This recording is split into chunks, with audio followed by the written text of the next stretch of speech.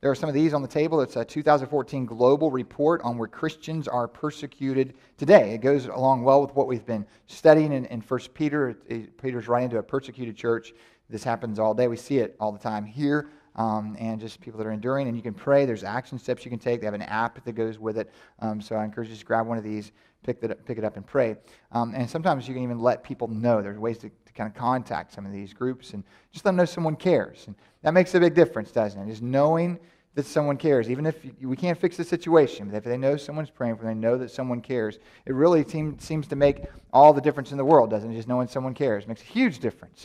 That's why you appreciate it when people that you never talked to and haven't seen in years tell you happy birthday on Facebook, right? It's just neat to know they thought of you. It's like, it just popped up on their deal, but you want to go back and reply to all of them, at least like all the times they told you happy birthday, and do that. Because it's just good to know that someone cares, isn't it? It helps things, knowing that, and it makes a big difference. There were these two guys named...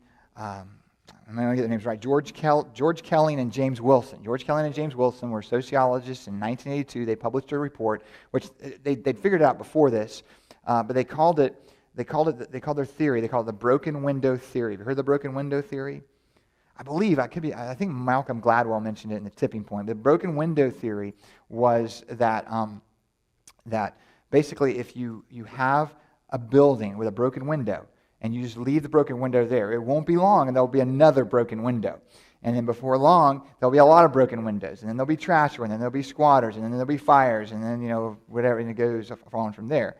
But if you move in and you repair the broken windows, it's like the whole neighborhood comes up. Everything starts to change from that one small thing. And I think the idea is, and they've actually tested it out in the New York subway system, they tested it out in some police districts, they tested it out in prisons, and just taking care of the small things. And when people see that someone cares about it, even though they wouldn't normally care about it, they treat it differently, don't they? It's like there's a difference. It's when you're walking through an immaculate place, you're less likely to throw a wrapper on the ground. But that's why around here, if you want to pick up any wrappers, feel free to do that. Have at it. And we try to do that. That's what we try to do. We tried to, when we first got the building, we said, okay, we want Providence Standard to be excellence. We're far from it with everything. We're trying. We're striving for that. We want to do things just good enough. We want to do them well for God's glory. And so we're going to do on Workday. Hey, that works out great. We're having Workday on Saturday. If you want to help us come fix some broken windows, we'll do that. Little things. You don't have to have high skills. You just have to be able to carry stuff, rake, sweep, whatever. And there are some highly skilled jobs as well that we have. We'll email you a list and we'll have it here for you. Just bring some tools and work clothes from like 8 to 2 on Saturday. But we do these things because if you do that, if you let one thing go, though, it feels like people just don't care about it. Like we try to do that even here because our parking lot seems to be like it's. I should just like advertise church as the Craigslist parking lot because apparently that's what this parking lot is. It's I see people swapping dogs, swapping kayaks, anything. We'll meet you at that church on the corner, which is kind of neat. We haven't been here long. We met for 7 years without a building or 6 years without a building, and so we're just getting used to it. But it's also like the work on your car parking lot too. I mean, everybody breaks down out there. But somebody, I hope you're not in here, even if you are, it's okay. There was someone doing like brake work on their car. You left your can of brake fluid, if that was you. You left your can of brake fluid in the parking lot and a sticker from a battery. It's like, but they just leave it. I'm like, I can pull up. I'm like, who leaves stuff? You wouldn't leave this stuff in your driveway. Well, maybe they would. I don't know. But so we try to go, look, we want to keep it kind of, because if we don't, it'll just get more and more and everybody will throw everything there. And so we try to do that by like taking down the garage sale sign that someone puts up on our pole. That's nice. So, but I don't mind it. Just take it down before Sunday, but we want it to be there because you don't want it to get all cluttered and junk. You want people to look and think somebody cares there. You do that with your kids, don't you? You ever use that line on your kids? You're not going out of the house. We want you to go to school looking like somebody cared about you, like dressed, like that's why your coach told you to tuck in your shirt. It wasn't big. Oh, that was a good illustration. But we tell them, but we want our kids to leave like and go to school thinking that someone cares about them, like because if other kids see a kid that nobody cares about, they're thinking, I can just pick on them and get away with it. If they see a kid somebody cares about, maybe they're going to think twice and go, I'm going to hear from somebody if I mess with this kid. So we do that. It just helps to know someone cares. It changes how people treat things. They know someone cares about it. It happened two instances in the news. I think one, we had a very prominent, suicide this week with Robin Williams. I think when you get to that point, you're there. There's someone there that just thinking no one really cares. It doesn't really matter. I know friends that have been close to that, and they said what would keep that avoided it, and what would happen. Sometimes God will bring their mind if they remembered. There are people that care. I don't think it's worth it, but I don't want to. This person cares, and so just that one call at the right. You just listen. You never know Like when somebody lays somebody on your heart to call or to reach out to or hug or talk, just do it. Just call them. Try to take advantage of that because you don't know what impact you have on me, on other people all the time. Just a word, just a kind word, because when someone cares, it makes all the difference in the world. And so you can do that. I saw it more in the news. We have a 2-month-old, and we're old, so it's hard. But she's 2 months old, and she doesn't like to sleep at night for some reason. So I'm up with her at 2 on Friday night. So I don't even know what day it was, but I was watching. I just clicked on the news. We were watching the news because just because there was nothing on. Well, that's not true. That Mad Max was on, whatever that was. So we watched a little bit of that, and then there was another one. I can't remember what it was. Oh, well, we're watching 2 movies. They didn't watch those, so we went to CNN, and it's like a live feed from Ferguson, which I'm praying for the whole situation there. And really in our nation, really praying for that. But what's interesting was there was some looting that was going on, but there were these young guys that didn't own the stores that just stood up and just said, you know what, you guys don't come in here. You can't loot here. And it wasn't police officers keeping people. It was just people that lived in the community. Said, no, we're not doing this to our community. And it made a difference. I know that some of the other stuff happened other places and all those things, and I'm not getting on that. Here's where I stand as a pastor. I'm praying for the whole situation. I'm thinking the whole thing needs help on both sides. And so, but with that, you saw just firsthand that just a few people caring changed everything. That the fact somebody cared, and so what we really need to see ultimately is not that I care or you care, but we need to care, but that God cares. And if God cares, that changes. It really changes everything. Because He cares, that affects how we treat our wife. That affects how we treat our husband, how our kids, how we view church, how we view ourselves. If He cares, then it's a whole new game.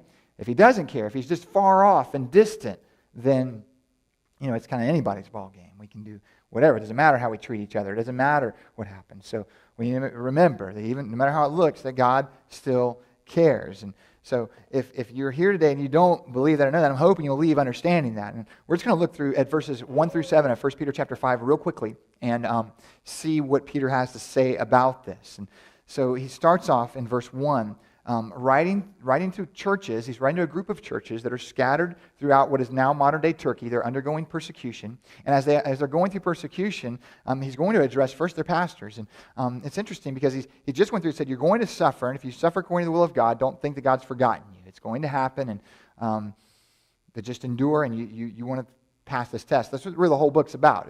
Just because bad stuff happens doesn't mean God has left you. In fact, in the middle of that, here's how you glorify God. And so he gets there and he says, he starts off, he says, so the elders who are among you I exhort or encourage.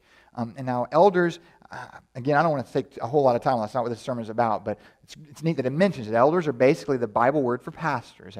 The word pastor is actually only used once as a noun, but it's used as a verb all the time. Shepherd is where we get the word from. It's used interchangeably. I have verses at the bottom of your notes. You can go home and look it all up. The qualifications for an elder are 1 Timothy 3 and Titus 1, and there's other places they're mentioned throughout the Bible. The words used interchangeably, elder, bishop, pastor, and overseer. So those are kind of, when you read those words, it's talking about kind of the role of a pastor. And what we believe here, what we see in the New Testament is every time the word's used, pretty much it's used in the plural form as a noun, whether it's bishops or overseers or elders. So we want to have a plurality of godly men leading the church and that meet the qualifications of 1 Timothy 3 and Titus 1. And there's 2 times it's used singularly, but it's only of John referring to himself, and Peter here calls himself an elder. So he's going to encourage pastors for some reason that are pastoring churches, some that are going through persecution, some that are hurting, and some that are not yet going into it. And he says, I exhort you or encourage you as a fellow elder, It's interesting that he chooses that title for himself because Peter was a lot more than just a pastor. He's a lot more than just an elder. And really as a pastor, maybe in America, it used to be a prestigious thing. Now it's almost like you don't want to be a pastor. It's not really respected. But as an elder, what's interesting, he could use the term apostle, right? Apostle that's a big deal. That's a really big deal to be an apostle. Apostle, capital A. In one sense, anyone sent by God, the word means sent one, is an apostle. But Peter's title for apostle is different than anybody else's name for apostle, because there's 12 apostles, and they were eyewitnesses to the resurrection. They kind of wrote the Bible when the elders in the church, as it was getting started, when they had a debate or a question, they would go to the apostles' authority. They would go on that. If you read Revelation, there's a foundation with 12 apostles' names written on it. There's only 12. There's not like adding to this. There's a unique group, very authoritative guys. And so they're here, and he could have said, hey, I'm an apostle. I'm just going to tell you what to do.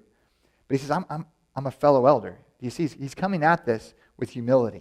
He's coming at it saying, I'm just like you guys. I'm not there. If you know someone that has to use their title like to get their way, like if you have to tell everyone at your company that you're president and that's why it's going to happen this way because you're the president, then you're probably not leading them well. Like if I ever have to go, we're just going to do it because I'm the pastor and that's it, then I'm probably not leading well. And that's why I keep trying to push it off on you guys. Say, we're all priests. You guys are better pastors than me. And so we do this together. But I know ultimately there is a weight. There's this where I'm to oversee, and the other elders are as well. So we do this. But he tells these guys, as you go through this, he's setting an example saying he humbly comes at it, not puffing himself up. Even the next thing that he says, I'm a witness of the sufferings of Christ. Now, a couple things here. One, the theme of the whole book is that just because you're suffering doesn't mean God's forgotten about you. And you look at Jesus and what he went through and what you're going through compared to that. I mean, he didn't forget about him, and so he hasn't forgotten about you. So that's encouraging. Also, the sufferings of Christ are what make us right with God, because my sin deserved God's wrath. And because my sin deserved God's wrath, I either have someone else pay for it or I pay for it myself. But what Jesus did on the cross is he took the punishment that I deserved. So as he suffers, the physical sufferings weren't even the worst part of it. I don't think the worst part of it was even getting beaten and bleeding and having a crown of thorns on his head and suffocating as he's having to push up with the nails in his feet to get a breath. And those are horrible, terrible things. But the worst part, you read the account, and he cries out, my God, why have you forsaken me? And in that moment, we understand that he's taking the wrath of God that I deserve, that you deserved, in his body. He's paying the price. He's suffering. And so Peter points to this and says, I'm just an elder like you, and I saw Jesus suffer and die. Now, let's think about this for a moment.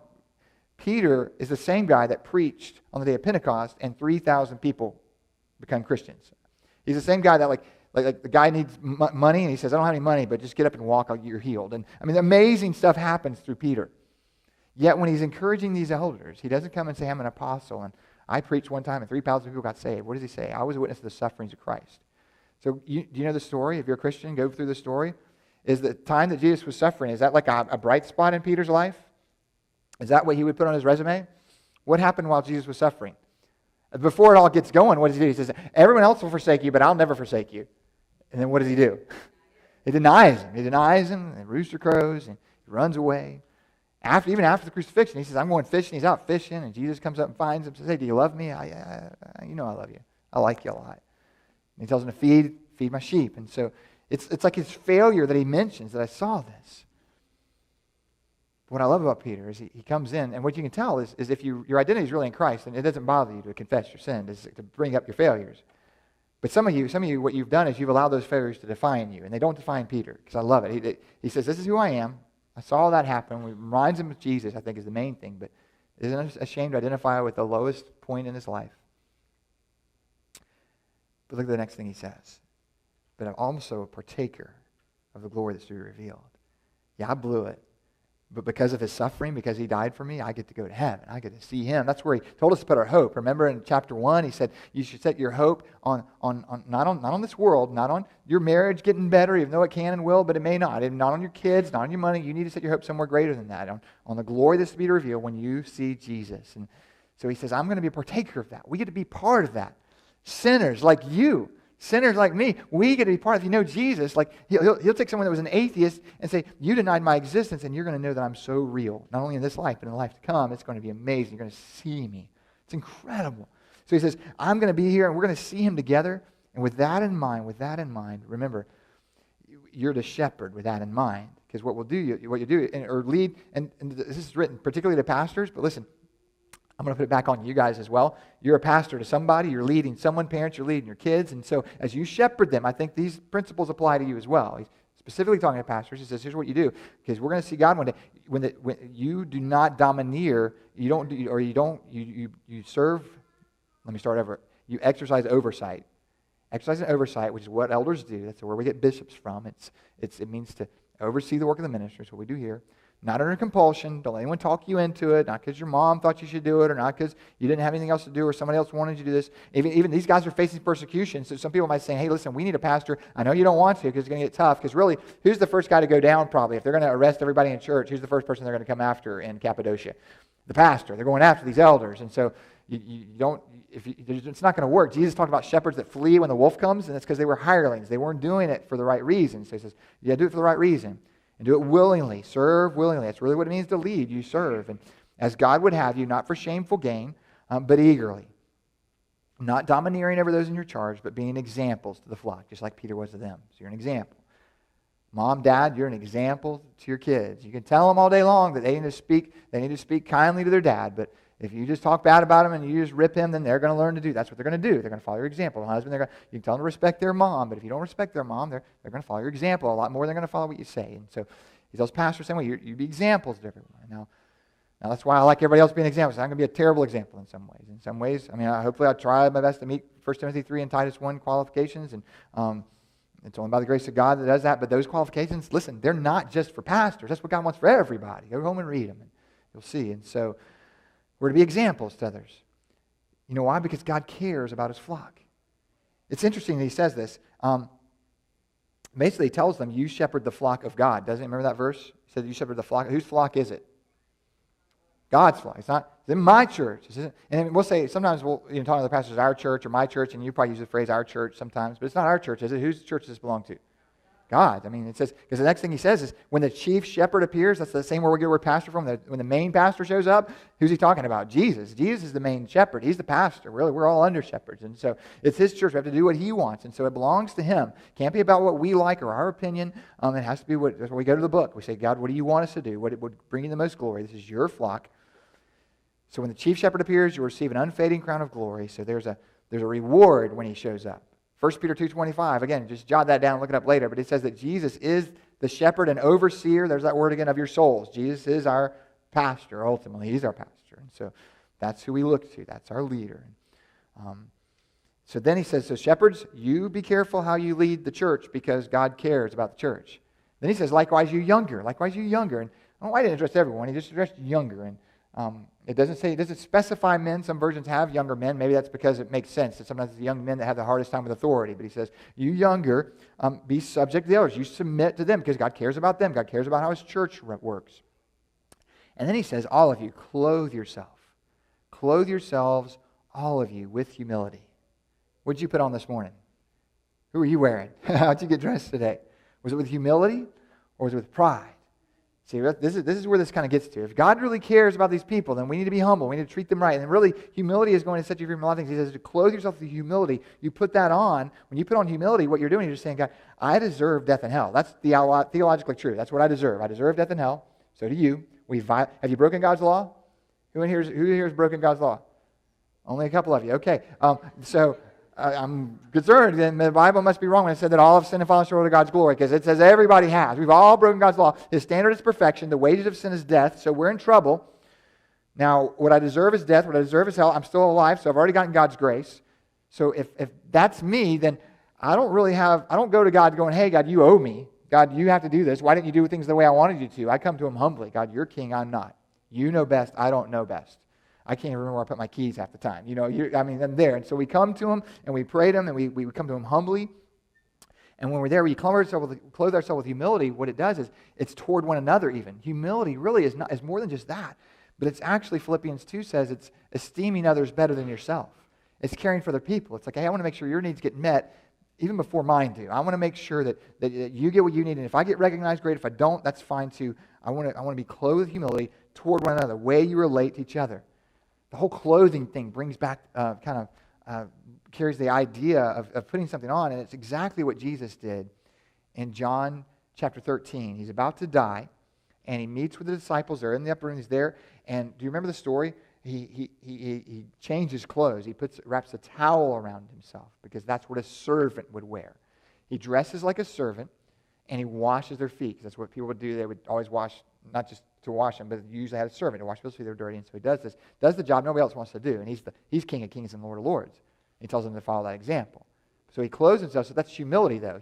Pride says, you've got to recognize me. You need to be washing my feet. Humility says, hey, somebody's feet need to be washed. I'm game. I mean, whatever needs to happen, I'll do it. I'm not above it. I'll stack, move, sweep, clean. I'm not above any of that. And so I'm doing whatever needs to be done. And that's humility towards one another, the way we relate to each other. For God opposes the proud, but gives grace to the humble. You don't want God to be opposed to you. And those of you that are here with pride in your heart, He is. I heard one of my good friends, best friends, preach this one time, and he explained it like a stiff arm. You ever play football? You play football and you stiff arm somebody, they're trying to tackle you, and you stiff. Okay, have you ever played NFL blitz? Okay, it's more fun that way because it doesn't hurt. We got it. I played it the other day with Mikey. It was fun. We have it done. So as we're playing blitz, you can run on, you hit the buttons just right, and the guys come out, they're trying to tackle you, and they're coming at you full blast, and you just go boop. Well, I don't make that noise because it's football, but you stick your arm out, and they just bounce off, right? And it's so cool. They bounce off, and you feel tough and strong, but they can't get to you. They're trying to get you. They can't get to you. And that's the idea here. It's like I'm trying to reach out to God, but He's like, wait, you're bringing pride. You can't come to me with your own righteousness. You can't come to me with your own stuff. You have to come humbly. But He says He gives grace to the humble. The humble get grace. So if you come to Him humbly, He says, it's like Dad with his arms wide open saying, come on, I'm here, whatever. You come on in. You come humbly. You can't come pridefully. Some of you, you're coming to God saying, God, I've been real religious. I'm doing church, so you didn't let me in. Or I'm better than these people that did that. And that's the thing. Like if you look at the news or you look at other things and you're looking at Ferguson or you're looking at Robin Williams or you're looking at whatever the sin is, or maybe it's not even stuff like that. Maybe you're comparing yourself to somebody easy like your brother-in-law, which is easy for me to compare myself to my brother-in-law because anybody looks good for that. So you go, I'm just kidding, it's the other way, but you say I'm better than him, or if you ever say I could never do that, or I just don't understand why you would do. Do you ever say that? You get in an argument, I'll say that in our discussion with my wife sometimes, who's a lot more godly than me, but if I did that, I'd be thinking this, and I would never say that or do that. I wouldn't do that. Well, as soon as you say that, you've shown that you're prideful. Whatever it is you're looking at and you're saying, I would never do. You don't understand your own sin. There's a quote. I don't know can you find it on there? I hope I put it in there, Chris. By a guy named John Flavel. He's a Puritan. But he said, I love this quote. It's so simple. But he said, basically, they that know God will be humble, and they that know themselves cannot be proud. They that know God will be humble. So really, when you know God, you're going to be humble. And if you know yourself, you can't be proud. So if you're proud, you just really don't understand your sin. Jesus said, Jeremiah and God said that your sin was filthy, your righteousness was filthy rags. So even when I do that's good, sometimes it's tainted with false motives. God doesn't accept me because I was something great. He saw me and had mercy on me. I need His mercy and His grace. So you humble yourself. So He's opposed to the proud, but He gives grace to the humble. And that's what He did, isn't it? Philippians chapter 2. I'm jumping around a lot in there, Chris, but maybe you can find it in there. But Philippians 2, and I'll just paraphrase it. Maybe I can run through it as I go. But basically, Philippians 2, Jesus says He left heaven and He took on Himself the form of a servant, right? He becomes a servant, and He's not even recognized. He humbles Himself because of being at the point of death and the death of the cross. And before that, it says that what we should do is to be the same mind, have the same love, being of one accord. And the way you do that is, the next verse says, look at verse 3. I lost my screen back there, so I haven't turned around. Do nothing from selfish ambition or conceit, but in humility you count others as more significant than yourself. And the next, did I put the next one on there? Yeah, I got 4 on there too. Let's look at 4. Let each of you look out not only to his own interest, but the interest of others. So if all you care about is, hey, I liked how it was, that's pride. If you start thinking, man, I wonder if the person next to me can understand. I wonder if they felt welcomed. I wonder if someone, instead of the humble person says, listen, I want to say hi to people. I'm not worried if people say hi to me. We want everybody to be said hi to. We want to connect. But there's an attitude of, I'm thinking about others when you're humble and you get there. And so what's interesting about this, though, he says, you humble yourself in the mighty hand of God, He'll exalt you, just like He did Jesus. Not just like, but in a similar way. You let Him handle it. But then verse 7 says, so you humble yourself, casting your anxieties on Him. Which this is, I don't know. Are y'all still with me? Say God cares if you're still with me. Okay, here's what he says. Just making sure, because this is important. Somehow, Peter ties anxiety to humility. So being humble brings anxiety. That doesn't make sense to me. I would think that I would be bulletproof. I'm humble, I'll just trust you and really. But somehow, I think it gets it, that if you're really humble, then you don't worry if people saw you, recognized you, gave you credit, did whatever. You just come at it and say, okay, I want to serve God, I want to help people, I love them. And part of you goes, wait, but they may not notice me. They may not recognize me. I might not get the raise. I might not get the credit. And you start to be anxious.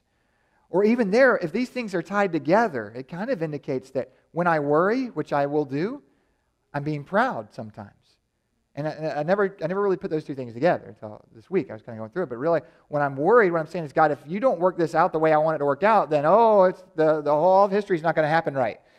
I know better. You can't handle it. I know what needs to happen, and so it's got to happen. And now, there's a difference between concern and worry. I mean, you can be concerned. You want what's best for people, and you take action on injustice. We should do that. But there's a sense here where when I'm worried, I'm not trusting God. I'm being proud. I'm thinking, I got that figured out. I know what has to happen. And so, but as you come to Him, if you humble yourself, there's going to be some anxiety. He says, don't worry. You cast this on Him.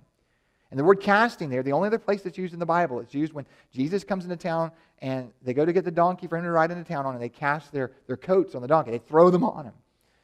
And one pastor used it, one theologian really used it as saying that God's not afraid to be called your beast of burden, basically. He's there to carry this. Other gods don't do that. Other gods aren't there. These false gods, they're there. You serve us. You give us whatever, and we'll do, you manipulate us. But God says, listen, I'm the creator of the universe, but I will carry the weight of your relationship problem right now. You lost your keys. You think that's small, but I care about that. You can cast that on me. You're going back to school, and you don't know what people are going to say about you, or if they're going to pick on you like they did last year. You know what? I can handle that. You can cast that on me. You can trust me with that. You're sending your kid to school, and you don't know how it's going to work. You can trust Him with that. It could be a huge thing, like cancer. You can cast that care on Him. He cares for you. It could be something very small, because He cares for you. Look what He says. That's what He says. Casting all your anxieties on Him because He cares for you. He cares for you. See, that's the key right there. See, we can say God cares about His church, like He said to the pastors, and that's great, so we'll treat the church differently. He cares about the leaders, so we'll treat them differently. He cares about people, each other, so we'll treat them differently. But when you get this, it changes things, doesn't it? It kind of makes it personal, doesn't it? See, He cares for you. If He cares for you, then that means, well, there's some things that are different then. This isn't just a God far off. This is God. I don't know why I turned into Vanna White the last 2 weeks. I probably won't do letters next week. But this is a God that cares for you specifically. Like that thing that you're anxious about, He knows and He cares, and you can cast that on Him. He says, I care about the fact that, whatever the thing is you're worried about right now, you can trust me with that. I hope I'm spelling it right. I got it backwards, didn't I? It's like one of those things in the paper. You just put the letters up there, and you have to figure it out, and scrambles. That's what they're called. We'll do that. So He cares for you. But if God cares for you, I can't come down here. I'm out of light. If He cares for you, then you can serve humbly, can't you? God, you care for me, so if they don't care for me, it doesn't matter. I'll make it. I'll be okay. You care for me. Here's what's amazing. You sinned against Him, and He still cares for you. He cares about what you're going through. He cares about what you're facing. He knows where you are, and He knows the end from the beginning. So even though your future may look uncertain to you, it's not uncertain to God. He knows how it's going to work out. You can trust Him. You can trust Him if you know Him. If you don't know Him, He still cares for you, but you're not going to experience His care and His love and His grace in the same way. In fact, one day you'll suffer His wrath. You know He cares for you. He's giving you life. But He didn't care for you because you were good. The Bible says in Romans 3:23, what does it say? We're all sinners, right? That's how you tell if He cares for you. Not by looking at your circumstances. Look at the cross. And so we're all sinners, and the wages of sin is what? Romans 6:23. Death. So the wages of sin is death. So God says, okay, when you get your act together, then I'll love you, right? Romans 5:8 says that while we were still sinners, Christ died for you. Like some of you were thinking, I have to get my act together, then I can go back to church. Well, you just never, if you've been in Providence, you would know that we're full of messed up people. I mean, just look at the pastors. You don't have to get your act together to come here, for sure. But you realize God loves broken people. And He doesn't say, because it's not we get right and then God loves us. It's we admit that we're wrong. We look to the cross and we see Jesus paying for our sin and we trust Him. And His righteousness gets placed on our account and He forgives us. We're right with Him because He loved it. He cares about you right now. Even though you're a mess. Especially because you're a mess. And you come to Him humbly. He cares. He says, I can pay for that sin. I can take it away. I can help you. I can help you. Do you ever just feel like God doesn't care? Shared some stories about it last week with miscarriages. Maybe with you it's a job. Maybe with you it's a kid. Maybe it's a marriage. You wonder, God, do you really care? You're not the first one to do that. The people that knew Him best wondered that too. In Mark chapter 4, they're like going around trying to help people. They're teaching people, feeding people. And they get in the boat in Mark chapter 4. And in Mark 4, I put this in there so I won't have to do this. In Mark 4, they get in the boat and they're going across. And so where'd it go? Yeah, on that day, the evening had come, he said to them, let's go across to the other side. So we're just going to do what Jesus told us to do. So we're going to get in the boat and go to the other side of the lake. And leaving the crowd, they took him with them in the boat, just as he was, and other boats were with him. So think about this, too. I mean, that's just a verse. There are other people out here on this sea when it gets rough. And so it gets like deadliest catch out there, and a great windstorm arose, and the waves were breaking into the boat. So the boat was already filling. So now water's coming in the boat. I don't know if you're a boater, but the first thing you do is you make sure the plug's in. Because if the plug's not in, it's going to fill with water, and the boat fills with water, what happens? You're swimming, right? It's bad. So the water's coming in the boat. It's looking really bad. But he, Jesus, was in the stern, asleep on the cushion. He's asleep. I just love that he's sleeping. Because what we'll do is we'll get all anxious and worried, and we think God's up there in heaven going, oh, no, how's it going to work out? He knows. He knows. He's not, he's like, he upholds the universe with the word of his power, like he's keeping solar systems together, he's keeping planets spinning, the atoms that should just fly apart, are not flying apart because he's keeping it all together. And I think I heard James McDonald say one time, he likes it, like he's running the universe with his feet up. Like this is a cool picture. Like he's got his desk, he's got his feet up on the desk. He's not worried or anxious about it. God is in control. And Jesus says, I know how this ends. I'm not worried. He's asleep in the boat. But what do? They wake him up. He was in the stern, asleep on the cushion. They woke him up and said to him, Teacher, do you not care that we are perishing? Have you ever asked God that? God, don't you care about what's going on with my kid? Don't you care about what's going on with the bank account and my job? Don't you care? And what does he do? He awoke, and the answer to that is he does. He absolutely does. Look to the cross. He cares. He took care of your biggest problem, your sin.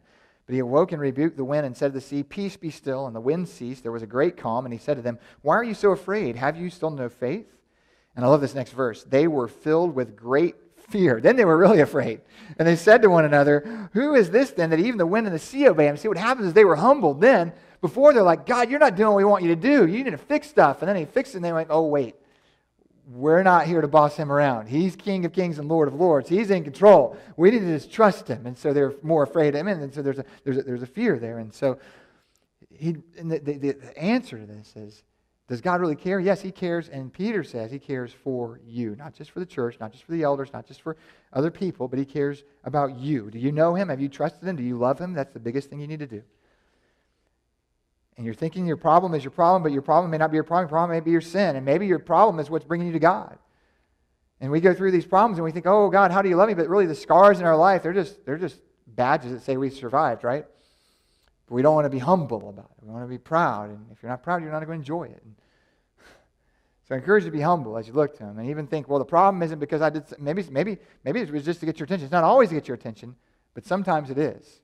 Here's where some of you are. I read this morning, I got an email this morning from Adrian Rogers. Well, not from Adrian Rogers. He passed away a few years ago. But it's from his ministry called Love Worth Finding. It came at 4:30 this morning, quoted Psalm 55:22. It said, Cast your burdens on the Lord. And he shares this story about a guy that had a dog that was not paying attention to him. The dog was out in the pond swimming around. He kept calling the dog. The dog wouldn't come. And so he throws a stick out because the dog's been trained to bring the stick back to his master. Throws the stick out. The dog picks up the stick and brings it back and lays it at the feet of his master. And he's there and they're ready to go and everything's good there. And some of you, this isn't for all of you really, but some of you, you're here and you're thinking, God, I only came to church today because I've got this issue that I'm facing. Otherwise, I'd have been at the beach or the pond or whatever I normally do. But I came here because I just think maybe God will help me if I show up at church. And I'm telling you, God cares about that. He'll fix that. But I'm telling you, the greatest need was not to get that thing fixed. That might have just been a stick that God threw out there and said, hey, I want you to get closer to me. What you need to be is close to God. And so if that brings you God, whatever it is, it'll be worth it one day. Make sure you get to him is his point. And cast your burdens on him. Bring them to him, take them to him, and trust him. Your greatest burden is your sin. You can't pay for it yourself. Some of you are living with shame and guilt, and you need to look to the cross and go, God, you paid for that. You took it away, and trust him. You need to cast it on him. People won't forgive you. You won't forgive yourself. Jesus says, I'll forgive you if you'll trust me. You need to trust him. And you come to him. When you get there, that makes you humble, doesn't it? So humility is what we're all really shooting for. The problem with humility is once you realize you've got it, it's gone, right? Matt told me after the 9:30, he's over there teaching kids right now. He said, did you hear about the guy that got the humble badge at church? He won the humble badge. Remember that? But he took it away from him because he wore it. So it's like once you get there, you're like, I don't know what to do with this. But so it's not like we have to have this cloud of it. That humility is just thinking about other people, realizing that God's in control, we're not, and not judge. You get that? And when you're humble, man, I'm telling you, you can be bulletproof.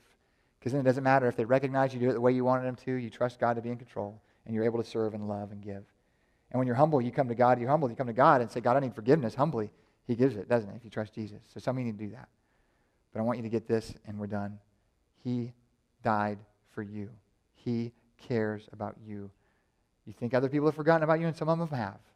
I can't remember my kids' names sometimes. I mean, I don't forget about them, but I get them mixed up. And it's not fun being forgotten. It's not fun being looked over. And but God's never looked over you. He remembers. He knows. He sees you. He cares. He loves you.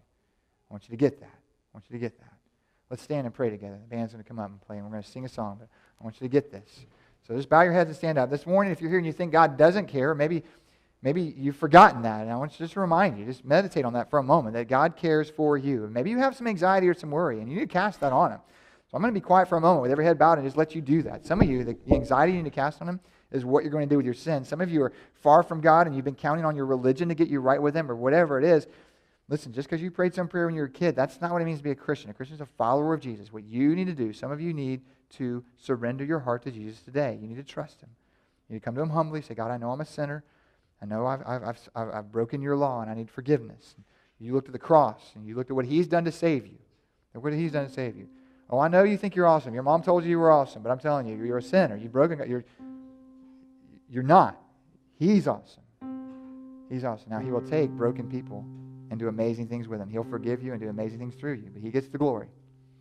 Trust Him. Trust Him. That's the only way to really be free. Listen, all these people, maybe it's you, that are going around trying to make themselves awesome and just, building themselves up. They find out in the end it feels good maybe for a little while, but at the end of the day, they know that there's more to it than that. That's not really what they were created for. You were created to bring God glory. And when you come to Him humbly, man, it's so much better. So much better. I want to encourage you to do that. Even now. God, if we would understand this truth, Lord, that you care for us, that you love us, it'll change everything, Lord. If you love us, then we are free to love people that don't love us back. And we're okay if we get the recognition, and we're okay if we don't get the recognition. God. If you love us, then these trials are not in our life by accident. If you're all powerful, you're able to stop. You can do whatever. Give us faith to believe, to trust, to love, to change. Lord, I pray that as we humble ourselves before you, Lord, we trust in you to lift us up one day, that we would see you glorified, that we would have joy in you. I pray for those that need to give their hearts to you, they would do that now. Those that have forgotten that you love them, I pray that even this song would help remind them of that. And just remind all of us of this. Or just work through this now, Lord. And then I pray people that are casting their anxieties on you in these moments, they would see your hand at work in them. They would see you moving, delivering, changing, and helping and healing them. I ask all this in Jesus' name. Amen. I'll be standing in the back. Other people back there, if you want to pray with someone or talk to someone, you can come up here and pray, or just sing this song out. And then we'll be done.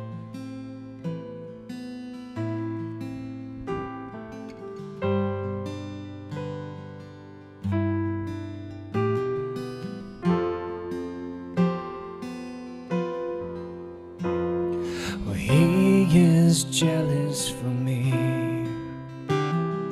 He loves like a hurricane. I am a tree bending beneath the weight of His winds and mercy. When all of a sudden I am unaware of these afflictions eclipsed by glory, just how beautiful you are and how great your affections are for me. And